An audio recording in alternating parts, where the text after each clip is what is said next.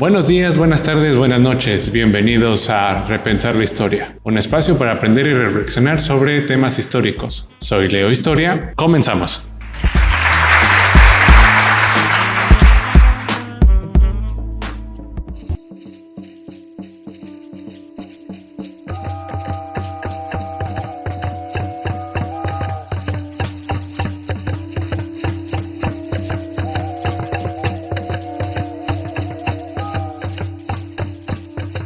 Hola, ¿qué tal? Bienvenidos a otro episodio más de Repensar la Historia.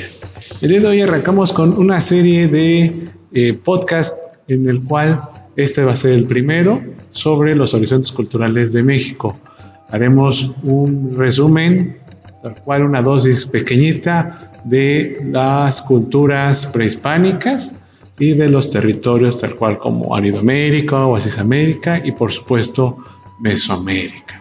Esperemos que sean de su agrado y pues arrancamos el día de hoy con los horizontes culturales de México, porque para abarcar pues Mesoamérica tendríamos que hablar primero de cómo está dividido antropológica y arqueológicamente el país, mi país, México.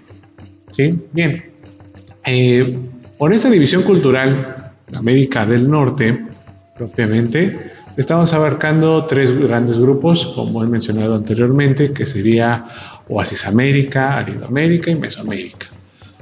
Para fines prácticos, recordemos que Oasisamérica se encuentra en el norte de México, precisamente en los estados de Sonora y Chihuahua, y que colinda también esta zona cultural en Estados Unidos con Nuevo México, Arizona, California, Nevada y un poco de en Utah, ¿no? Entonces, esta zona la denominamos Oasisamérica.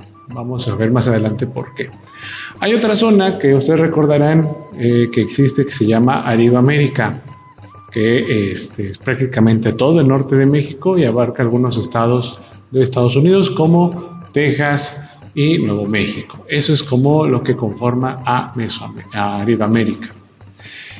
Por otro lado, tenemos también Mesoamérica, que desde el occidente de nuestra república hasta el centro y países como el sur de México, que tenemos ahí hasta colindar con Guatemala, ahí abarcamos lo que es Mesoamérica. Esas son las tres zonas importantes de México conforme a la división cultural que tenemos. Y bueno, pues para comenzar vamos a empezar con Oasisamérica, hablar un poquito de ella. El oasis normalmente lo vemos reflejado en caricaturas o en ilustraciones como un lugar fértil en medio del desierto. Es común que en las imágenes veamos tal cual un lago o un arroyo ahí en medio de un terreno arenoso. Bueno, eso es un oasis. Sin embargo, está un poquito ahí medio difícil para verlo tal cual. Las poblaciones que vivían en Oasisamérica sí tenían temporadas de lluvia muy muy fuertes, por lo cual hacía que se acumulara gran cantidad de agua y pudieran ahí hacer una semiagricultura. Por lo tanto, vamos a tener también ahí una población seminómada, es decir, por temporadas habitaban estos sitios. Sitios importantes como vamos a observar que sería Mogollón, Jojocán, Pataya, Trincheras, Anasazi, que son lugares arqueológicos que actualmente, si visitamos, se encontraban cerca de arroyos o bien en donde caía una gran cantidad de agua y se podía dar este desarrollo de estas comunidades. Lo que tienen en general o en común estos sitios son pues, las construcciones en piedra, aprovechando cuevas, aprovechando los arroyos. Sí existe algo de agricultura. Ahora es el turno de Aridoamérica. Aridoamérica, por su nombre, es un lugar desértico. No existieron como tal grandes culturas, pero sí pequeñas poblaciones, es decir, pequeños grupos que vamos a encontrar en el norte de México y, hay que mencionarlo, son estrictamente nómadas por las condiciones climáticas que, como ustedes saben, el norte de la República Mexicana y la parte sur de Estados Unidos es completamente un desierto. De las poblaciones que podemos encontrar en Aridoamérica, importantes, por así decirlo, tenemos a los apaches, los cochimís, los coras, los chichimecas, los guaycuras, los huicholes, laguneros, pericúes, tarahumaras, yaquis y zacatecos. Esas son las tribus que se encuentran en Aridoamérica. Finalmente llegamos a Mesoamérica. Mesoamérica podemos encontrar en el desarrollo de grandes culturas. Hay mucha actividad agrícola. Obviamente por la agricultura nuestra población va a ser sedentaria. Esto quiere decir que se quedan en un solo sitio. Y al quedarnos en un solo sitio permite a la población pues entretenerse en el arte, la cultura, la arquitectura, la astronomía, actividades que no se exigen estar en un solo sitio. Es por ello que en Mesoamérica encontramos tantas y tan variadas culturas. Sin embargo, esta variedad también tiene similitudes muy grandes. Paul Kirchhoff desarrolló este nombre de Mesoamérica, pues encontró que se desarrollaban cosas muy semejantes en toda esta zona de Mesoamérica. Por ejemplo, él menciona que hubo escritura pictográfica y jeroglífica, la producción de libros hechos de piel de animal o papel amate. También encontró que dentro de estas poblaciones se desarrolló un calendario solar de 365 días y que es ampliamente considerado por la comunidad como el más exacto entre todas las civilizaciones antiguas alrededor del mundo. Otro punto importante es la arquitectura mesoamericana. Fue también única y por la preferencia de pirámides escaladas, pisos de estuco y juego de pelota. Por eso en Mesoamérica encontramos sitios arqueológicos muy parecidos. Como último punto, pero no menos importante, encontramos la comida. La comida en Mesoamérica podemos encontrar el maíz, el frijol, la calabaza, junto al cacao, que es parte fundamental de lo que conocemos actualmente como chocolate, y la fermentación de bebidas hechas de maguey, de donde salen algunas bebidas alcohólicas en la actualidad. Mesoamérica, al ser la zona con más detalles en las culturas, los arqueólogos e historiadores han dividido a Mesoamérica en horizontes o periodos culturales. Y pues hablamos del preclásico, el clásico y el posclásico. Recordarán en clases que habrán visto estos tres periodos. El primero abarca más o menos alrededor del 1200 a.C. hasta el 200 después de Cristo, aproximadamente. Y como representación, esto lo conocemos como un periodo formativo en Mesoamérica, y su primera o cultura más representante es la olmeca, ¿no? También dentro del horizonte clásico, que va del 200 al 800 después de Cristo, viene un esplendor cultural y artístico. Y como cultura representante, obviamente, tenemos a la cultura maya. Por último, y no menos importante, tenemos el periodo posclásico.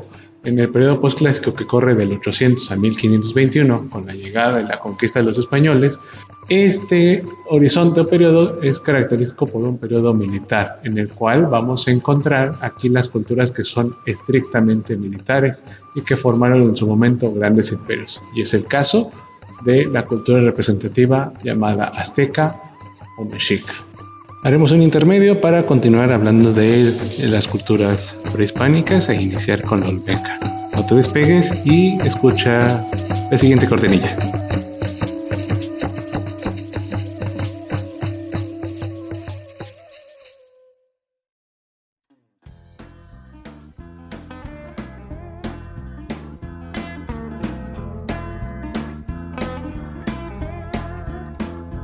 Fraseroterapia, un receso para la conciencia, pensamientos del pasado aplicados al presente. En esta sección hablaremos de frases que nos pueden ayudar a reflexionar sobre nuestro presente y nuestras acciones. El día de hoy tenemos a Heródoto. Heródoto mencionó: de todos los infortunios que afligen a la humanidad, el más amargo es que hemos de tener conciencia de mucho y control de nada. Fin de la cita.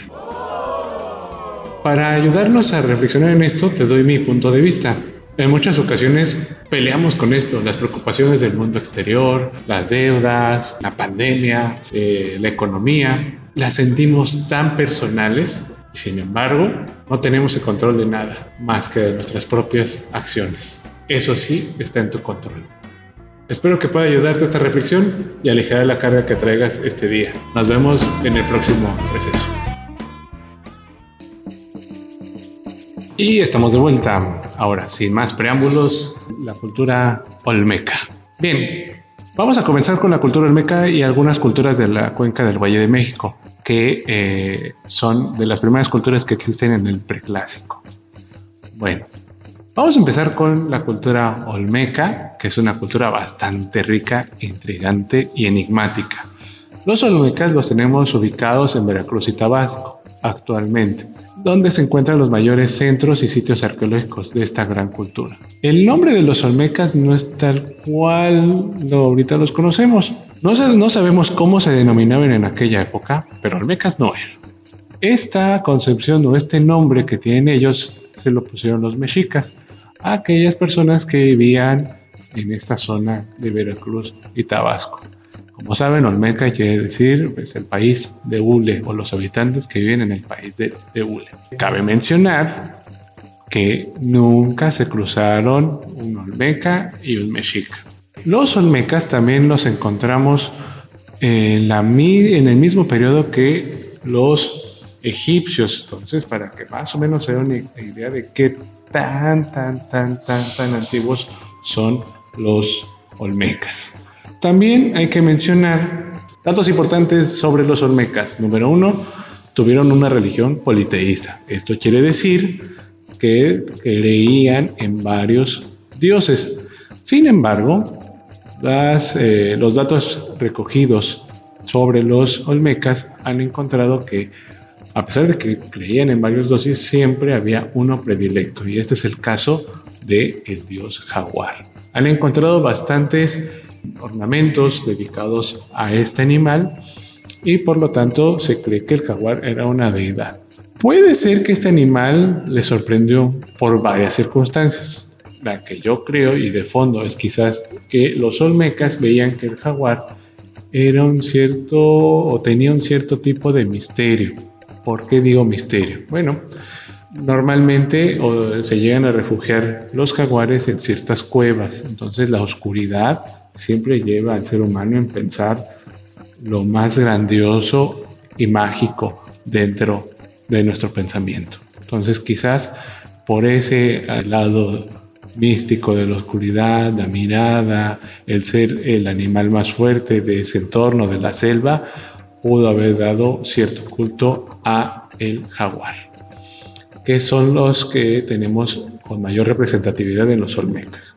Si alguna vez vas a viajar a algún sitio arqueológico aquí en México y tienes la oportunidad de ir a Veracruz o Tabasco, pues también no dejes de visitar los sitios arqueológicos de esta cultura. Los más interesantes e importantes los tenemos en San Lorenzo, Tres Zapotes y La Venta. Y en todas ellas vas a encontrar quizás alguna réplica o bien la original de alguna representación de la escultura más representativa de los olmecas, que son las cabezas colosales. A la fecha, no se tiene una certeza de cuál era el fin de realizar estas cabezas colosales. Algunas llegaban a medir 2 metros de alto, otras 4, es decir, son enormes. Y normalmente, la más pequeña llega a tener una medición de 1 metro de alto. Algunas cabezas las llegaron a encontrar enterradas, otras muy golpeadas. Hay muchas teorías del por qué o qué quisieron decir con estas cabezas.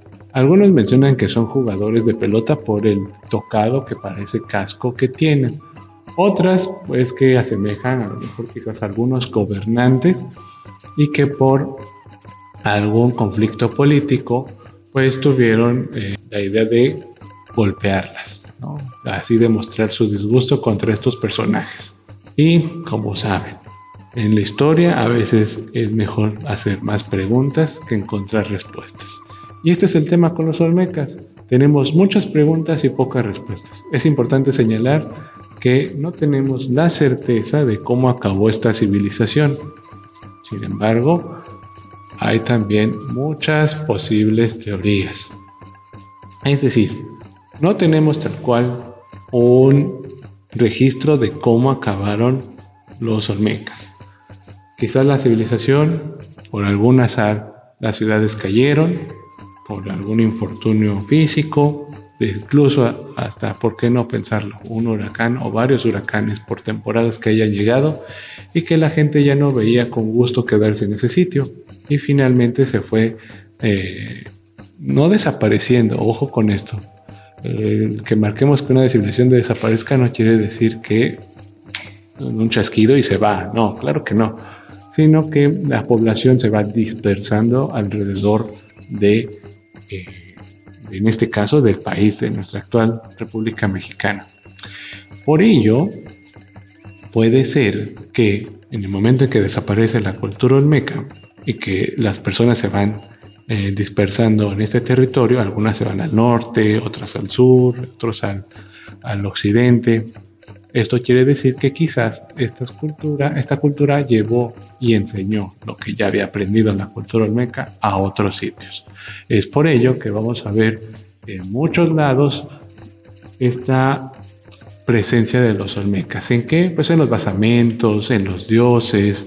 Es decir, por ello nos recordaba siempre la maestra o el maestro en la escuela que los olmecas son la cultura madre, ¿no? Porque ellos fueron los que enseñaron a todos sobre lo que es ser mesoamericano, vamos a ponerlo así. Salió como muy poético. Bueno, también para terminar, como anécdota, podemos mencionar que, para que lo cuenten con familiares y demás, o con sus amigos, pueden mencionarles que la cultura olmeca se descubrió cuando estaban haciendo sitios en las excavaciones en el Templo Mayor. Encontraron en algún sitio una mascarita olmeca, que después la voy a poner en las redes, que esta mascarita la llegaron a encontrar en el Templo Mayor y que dijeron, a ver, esta no es maya, no es mexica, ¿de dónde es? Y empezaron a rastrearla y encontraron que ni era de esa civilización y empezaron a encontrar que era olmeca. Y así les dio el parámetro para seguir excavando en las zonas de Veracruz y Tabasco. En la cuenca del Valle de México, que es propiamente el centro de la Ciudad de México, desarrolló un par de culturas que vamos a mencionar brevemente y que, no por eso, no dejan de ser importantes. La primera que les voy a mencionar y a platicar es el sitio arqueológico de Cuicuilco. Según los nahuas, significa lugar donde hacen cantos y danzas. Ahí, quienes visiten el sitio arqueológico de Cuicuilco encontrarán un complejo arqueológico bastante interesante. Es una pirámide circular y en ella, alrededor de ella, se formaron pequeñas aldeas alrededor de este centro religioso. La idea del por qué desapareció esta cultura se debe a que quizás hubo una erupción volcánica que hizo que desapareciera esta cultura en Cuicuilco. Y de ello pues hay rastros. Otra cultura que se encuentra en la cuenca del Valle de México es la cultura tlatilca. Tlatilco o Tlatilca se encuentra en el norte de la Ciudad de México, actualmente en el municipio de Naucalpan, donde se desarrolló por allá en el año 1300 al 900 a.C. Esta civilización sí tuvo contacto con los olmecas. Algunos vestigios arqueológicos nos marcan eso. Es importante esta civilización porque hizo la producción sumamente extensa de cerámica que refleja la vida cotidiana. Es decir, vamos a ver ahí a mujeres embarazadas, mujeres con niños, jugadores de pelota. Es decir, la cerámica que encontramos refleja esto, vida cotidiana, que esto para muchos historiadores resulta fascinante. Entonces ahí vamos a encontrar una colección bastante interesante que le llaman los arqueólogos la colección de mujeres bonitas, que les invito a googlear y que también la pondré en la página de Repensar la Historia en Facebook. También se comprobó que enterraban a sus muertos cerca de sus casas. De hecho, debajo de sus casas colocaban estas tumbas fúnebres, en donde encontramos esta gran cantidad de cerámicas. Y también algo que les llamó la atención a los arqueólogos es que dentro de estas tumbas también había perros sacrificados como ofrendas. De ahí quizás vendrá la tradición de poner a los perros como acompañantes, que posteriormente revisaremos con los aztecas.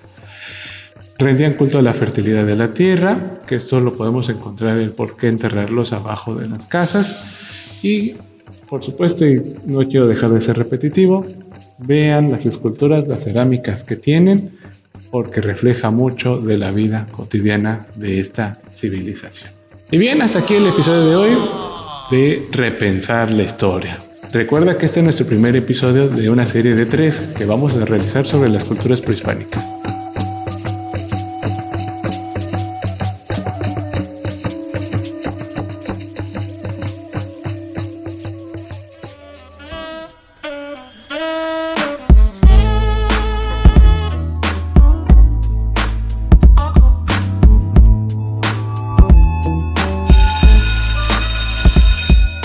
Bien, ya está aquí la clase de hoy. Espero que les haya gustado. Recuerda seguirme en las redes sociales de Repensar la Historia. Y sobre todo, recuerda que siempre se puede aprender algo del pasado. Soy Leo Historia. Muchas gracias.